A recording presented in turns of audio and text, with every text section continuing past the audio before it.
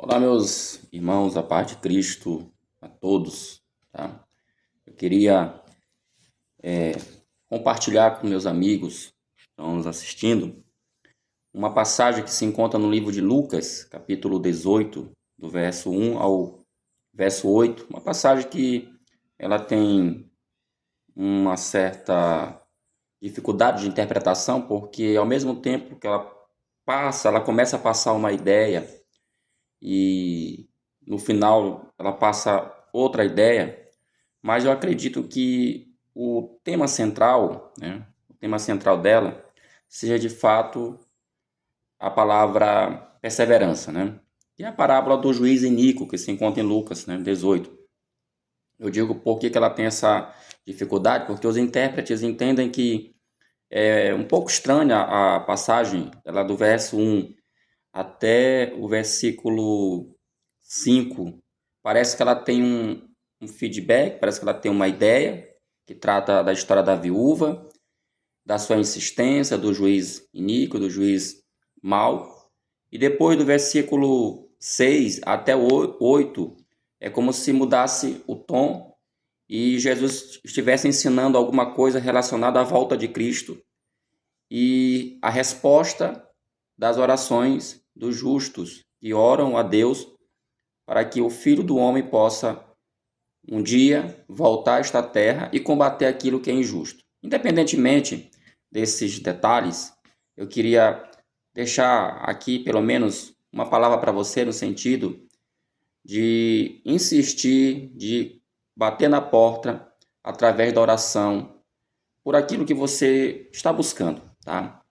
O texto, ele pelo menos três coisas chamam bastante atenção nesse texto, que é a primeira, que o texto começa falando que Jesus é que contou uma parábola. O verso 1 diz assim: e contou-lhes também uma parábola sobre o dever de orar sempre e nunca desfalecer.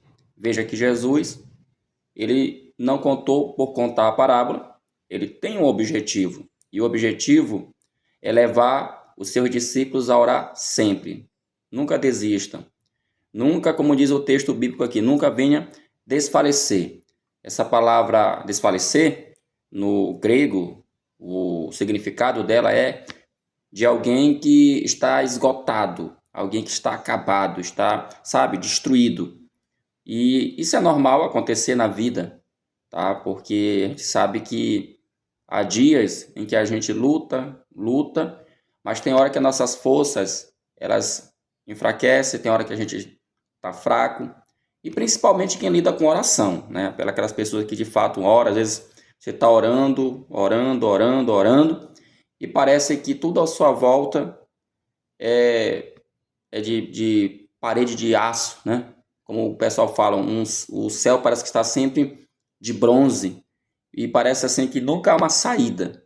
Mas o próprio Senhor Jesus está falando, ele conta essa parábola para justamente você que está se sentindo assim, possa acreditar nas palavras de Cristo e nunca desmorecer. Esse é o primeiro ponto.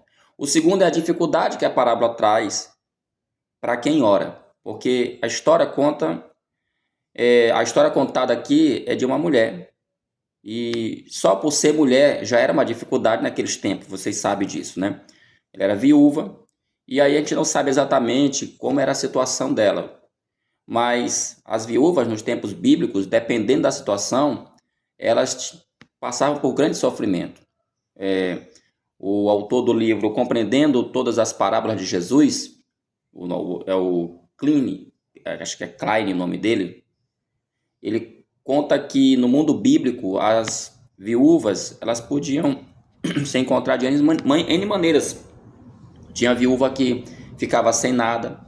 Por exemplo, lá em Reis conta a história lá da viúva cujo marido era discípulo do profeta.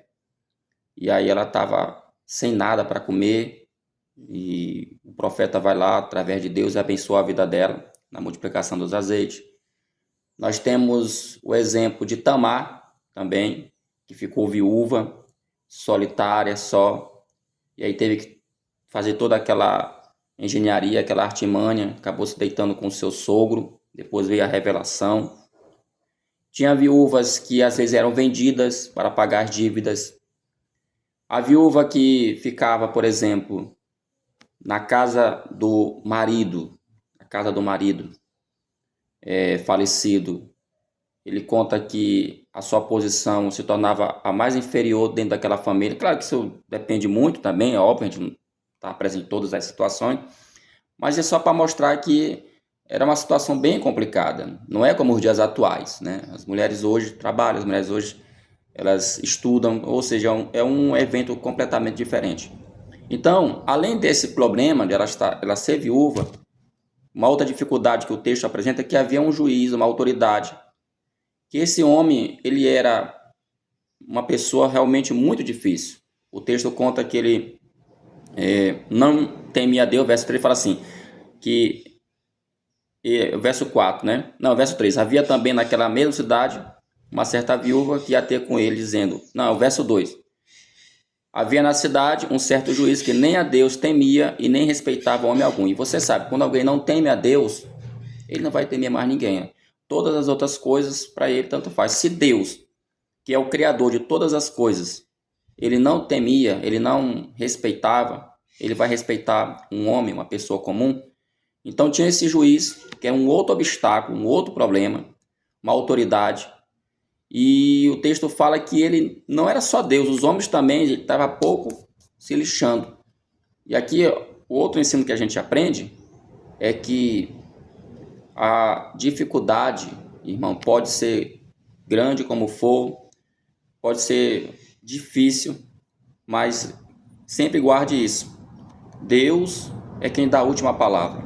Nós estamos até estudando uma lição do jovem e também dos adultos, aonde nós temos aprendido tanto no livro de Ruth, como também no livro de Daniel, que apesar das dificuldades se apresentarem como algo impossível de se resolver, mas a última palavra é Deus. Mas aí tem um detalhe, lembre-se, a parábola está sendo contada para que você possa orar com insistência. O tema aqui é insistir, tá? É não desfalecer, é não desmorecer, tá? E a terceira e última observação que eu posso fazer nesse texto, ainda que de forma rápida, é que o versículo 7, né, diz o seguinte: e Deus não fará justiça aos seus escolhidos que clamam a ele de dia e de noite, ainda que tardio para com eles.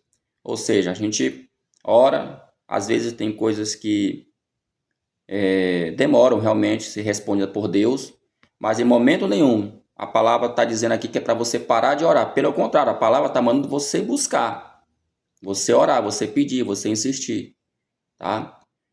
Porque só assim você poderá obter uma resposta da parte de Deus. Porque a verdade, nós sabemos que as nossas orações, elas são feitas, mas tudo é de acordo com a vontade de Deus. Mas Ele não está impedindo aqui ninguém de orar. Então ore, busque, tá? Seja realmente, peça, não venha desfalecer. Então, eu deixo essa palavra para você. Deus te abençoe, que você possa ter a sua fé nessa manhã renovada, que você possa crer em Deus, que você possa continuar orando. Eu não sei qual é o teu pedido de oração, mas coloque diante do Senhor. Seja uma pessoa persistente, porque o Senhor é contigo. Deus é o nosso Pai, Deus é o nosso Criador. Não há impossíveis para Deus. O que é impossível para nós, o que é impossível para os homens, para Deus nada é impossível. Se a oração ela for feita e ela estiver de acordo com a vontade soberana de Deus, eu tenho certeza que Ele vai te ouvir, Ele vai te abençoar, Ele vai te dar esta graça que você tanto clama. Deus te abençoe, fique todos na paz e tenham um bom dia, em nome de Jesus. Amém.